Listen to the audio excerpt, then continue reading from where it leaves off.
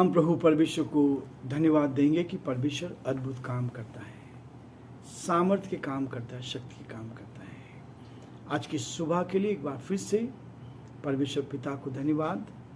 आप सभी का स्वागत, वेलकम है आज की सुबह इस डिवोशन में। प्रभु आप सबको बहुत आशीष दे और प्रभु का दया का हाथ आप सब पर बना रहे। आज के दिन की शुरुआत हम प्रभु के वचन के साथ करना चाहते हैं ताकि प्रभु का ये वचन हमारे जीवन में बना रहे। और जैसा कि हम लोग देख रहे हैं यीशु मसीह के उन बड़े आश्चर्य कर्मों को, जो आश्चर्य कर्म प्रभु ने इस पृथ्वी पर किए, मनुष्य की आवश्यकताओं की पूर्ति की। जिनके पास आंखें नहीं थी उनको आंखें दी, जो बोल नहीं पाते थे उनको बोलने के लिए जीभ दी, मुंह खोला उनका, जो सुन नहीं सकते थे उनके कानों को खोला, जो मर गए थे उनको जिंदा किया, जिनकी बीमारियां थी उस बीमारी से उसने शुद्ध किया। आज तक हम ये देख रहे थे, आज फिर एक और देखेंगे। जैसा मैं कल बता रहा था, यीशु मसीह ने 4 ऐसे लोगों को जो अंधे थे उनको चंगाई दी। एक और अंधा जिसको यीशु मसीह ने चंगाई दी, बेसदा का एक अंधा जिसको यीशु मसीह ने चंगाई दी।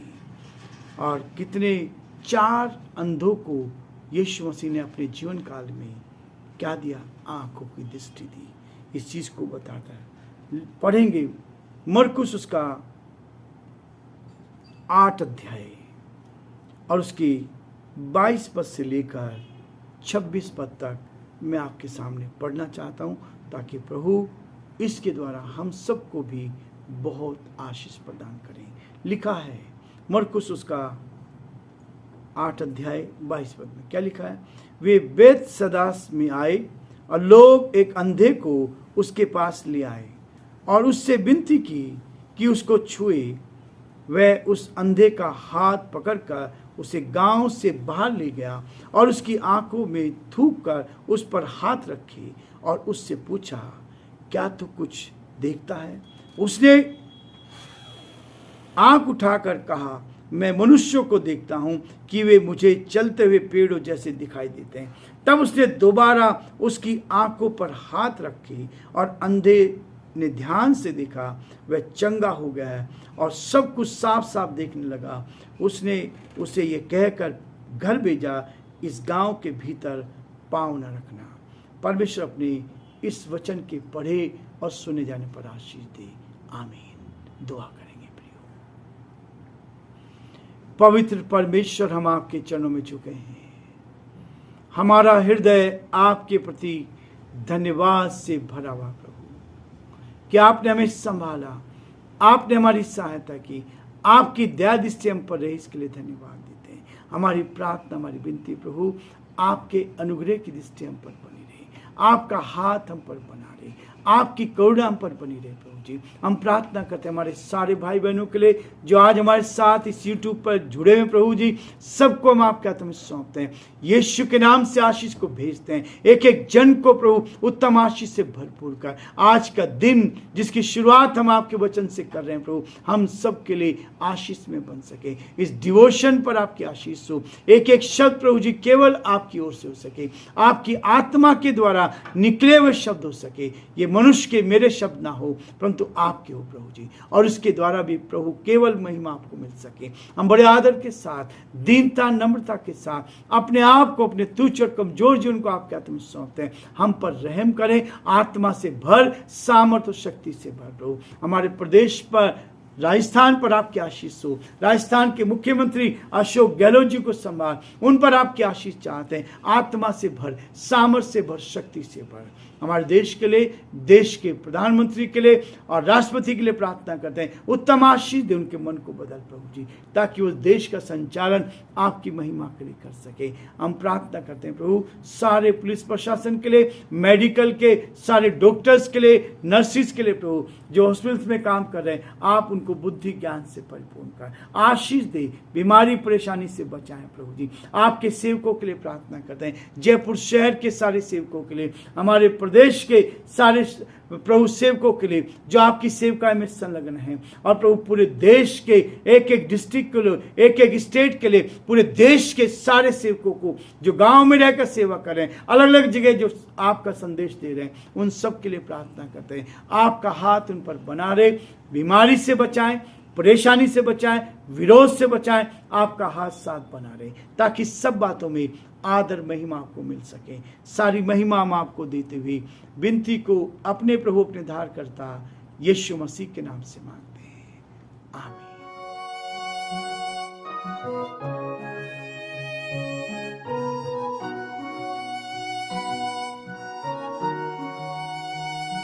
कलवरी के पास खड़ा हो, खून की धारा देखता जा, तेरे पापों का यही दाम दिया है मसीह यीशु ने।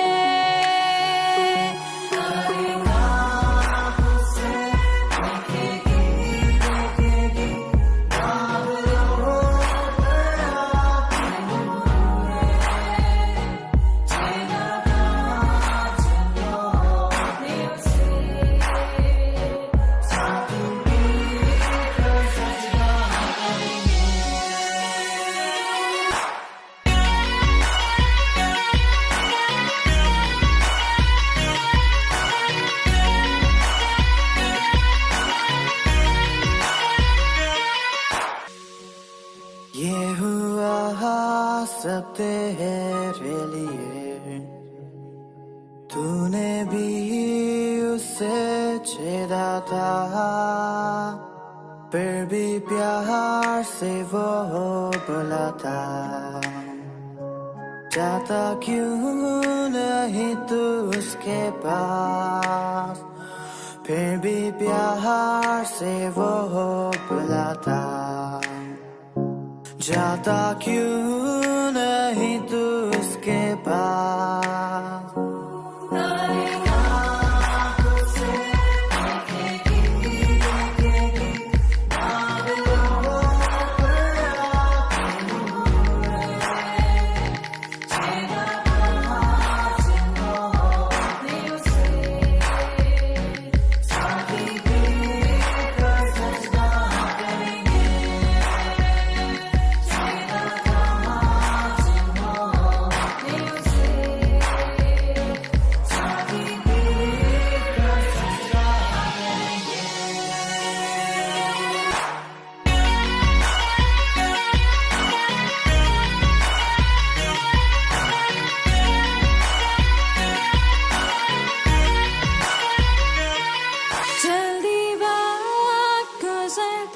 चाहता है, रात अंधेरी आती है, तौबा कर दरवाजा होगा बंद, कुछ ना होगा वे पछताने से, तौबा कर दरवाजा होगा बंद, कुछ ना पछताने से।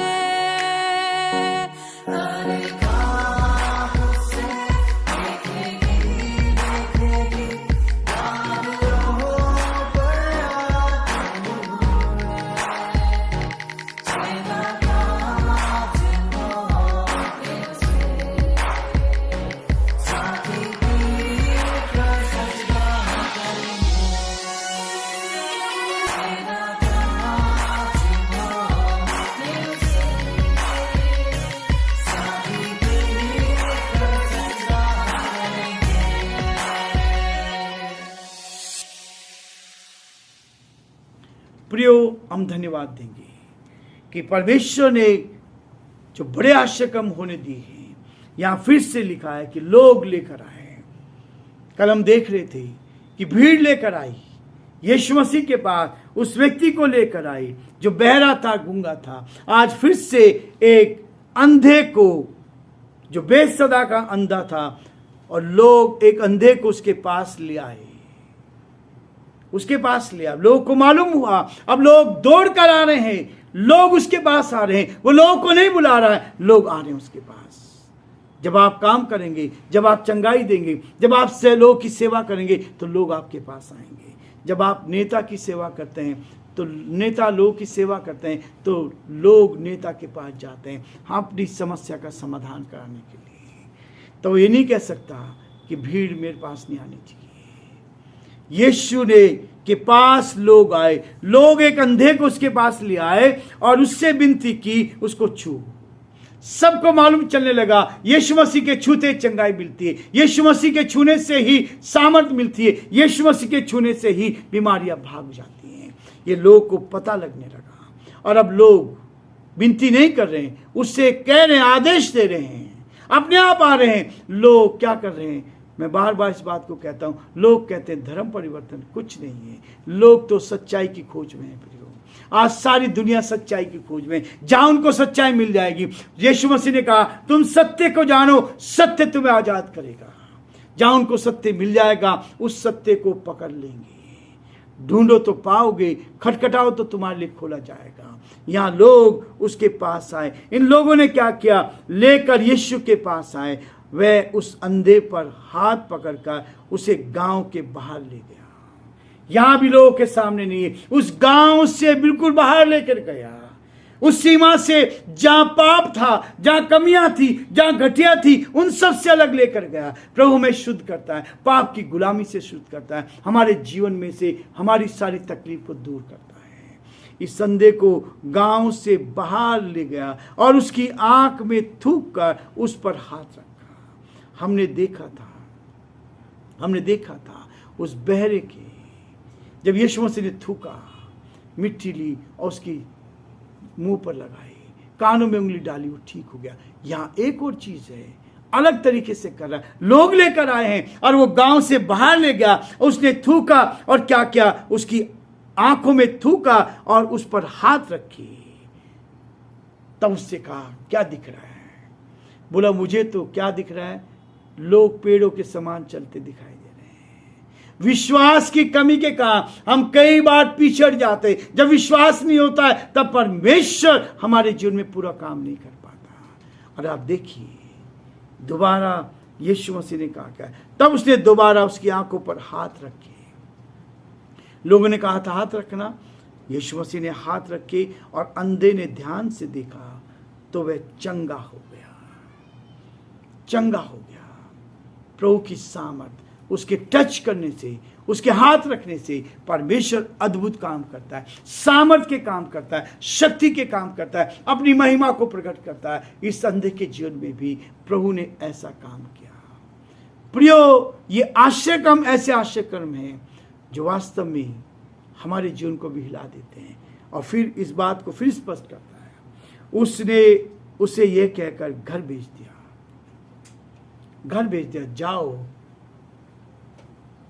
जाओ क्या करो?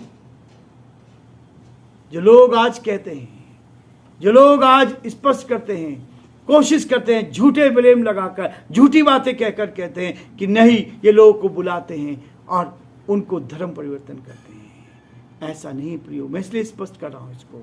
यीशु ने कहा इस गांव में के भीतर पांव ना रखना।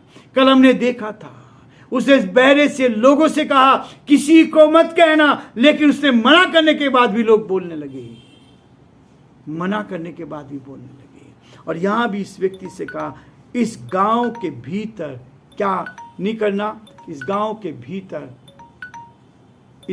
भीतर क्या नहीं करना, पांव मत रखना।